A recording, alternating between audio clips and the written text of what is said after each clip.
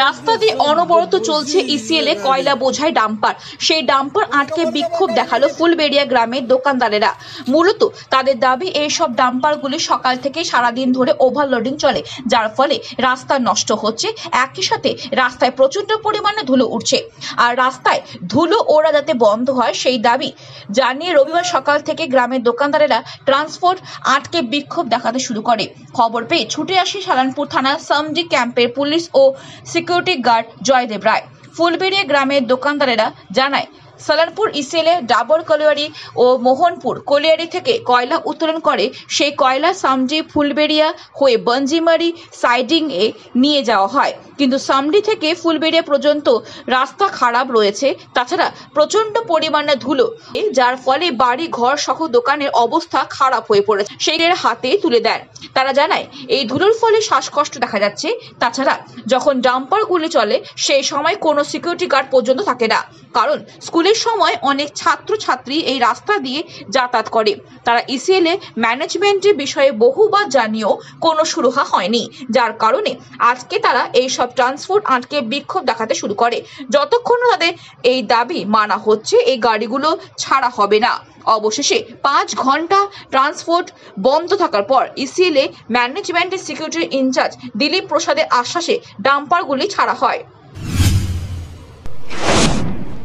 Niamatpur Islamia girls high স্কুলে 50 লক্ষ টাকা খরচে 3টি কাজে শুভ সূচনা করলেন মেয়র বিধান উপাধ্যায়। আসানসোল পৌর নিগমের কুলটি নিয়ামতপুরে 59 নম্বর ওয়ার্ডে কাউন্সিলর জাকির হোসেনের নেতৃত্বে আসানসোল পৌর নিগমের উদ্যোগে নিয়ামতপুর ইসলামিয়া গার্লস হাই স্কুলে 50 লক্ষ টাকা খরচে 3টি কাজের আজ সকাল 11:30টায় নারকেল ফাটিয়ে শুভ সূচনা করলেন মেয়র বিধান উপাধ্যায়। সঙ্গে উপস্থিত ছিলেন ডেপুটি মেয়র ওয়াসিমুল হক, কাউন্সিলর জাকির হোসেন সহ আরো অনেকে।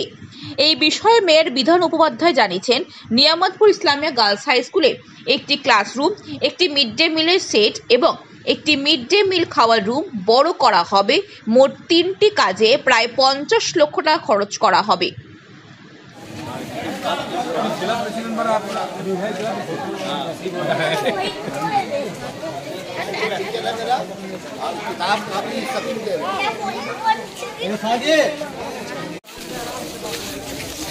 দাদা, কটা কাজ এবং কত লাখ টাকা বাজেট?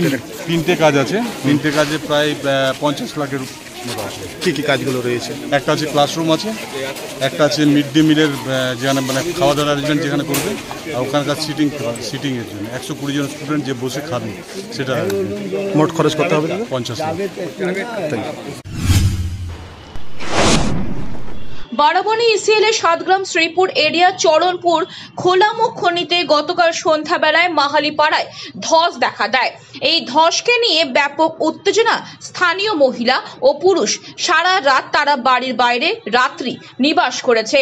আজ সকালবেলায় বারাবণী থানা ওসিএল এর আধিকারিকরা যে তারা এই ধসটিকে মাটি দিয়ে প্যাকিং করার জন্য উদ্যোগ নেয়, এই ব্যাপারে আমরা কথা বলেছিলাম।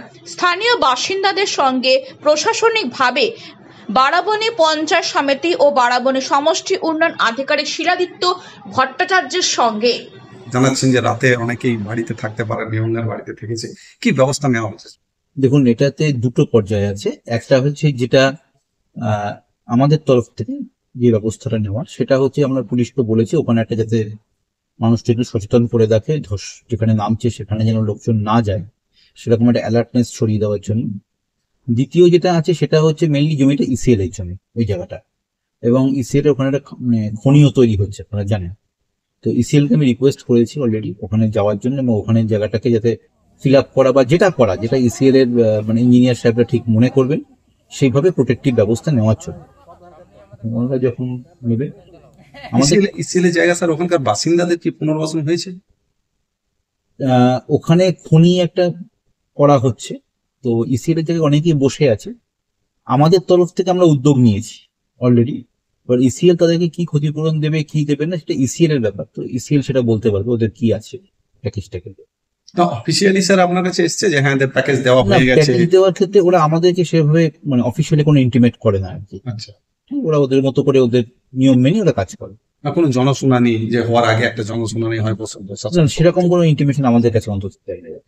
কাল অবধি কোনো ইয়ে ছিল না, তো এটা কি হবে লাস্ট অবধি? ইসিএলকে বলেছি ওটা ধসটাকে বোঝাবার জন্য, এবং এটা তো ইসিএল একটা রাষ্ট্রীয় সংস্থা, তারা যে ওখানে মানুষ বসবাস করছে তাদের পুনর্বাসন দেওয়ার বারবার আমরা বলেছি। ইসিএলও তো গাফলতি আছে, ঢিলামি আছে। ইসিএলের উচিত তাড়াতাড়ি ওদেরকে পুনর্বাসন দিয়ে, ওদেরকে টাকা দিয়ে বাড়ি করিয়ে তাড়াতাড়ি ওখান থেকে হাঁটিয়ে দেওয়া। নাহলে ওই এলাকাটা তো ধসপ্রবণ এলাকা, বরাবরই এখনও ওটা তো হচ্ছে ব্রিটিশ আমল থেকেই এলাকাটায় হয়ে আছে, সুন্দর হয়ে আছে। 11টার সময় আমরা গেছি, 11টার সময় আবার ধস হয়েছে ওই জায়গাটাতেই। ওটা বললাম তো, এটা ব্রিটিশ আমল থেকে মোটামুটি ব্রিটিশ পিরিয়ড থেকে ওগুলোতে পুরো, আপনি কাশিডাঙ্গার সামনে বলুন, চরণপুর সাইডে বলুন, ফরিদপুরের কাছে বলুন, না ফরিদপুরে তো প্রায় 5 বছর আগেও একদম ধস হয়েছিল। যাতে ওটা তাড়াতাড়ির মধ্যে বুঝিয়ে দাদা পঞ্চায়েত সমিতির থেকে পুনর্বাসনের তাদেরকে জায়গা আমরা পুনর্বাসন ব্যবস্থা করছি, অনেকে কাগজ দিয়েছে, তার পুনর্বাসন নিশ্চয়ই তাড়াতাড়ি হয়ে যাবে। বিএলওর কথা হয়েছে, ইসিএল কি তাদেরকে টাকা দিচ্ছে? এবং অনেকে কোনো পেপার দেয়নি। হ্যাঁ, ইসিএল টাকা দিয়েছে তাদেরকে? না, ওরা যেদিন ঘরটা ভাঙবে সেদিন টাকা দিয়ে দেবে, টাকা চলে এসেছে সবারই। আচ্ছা।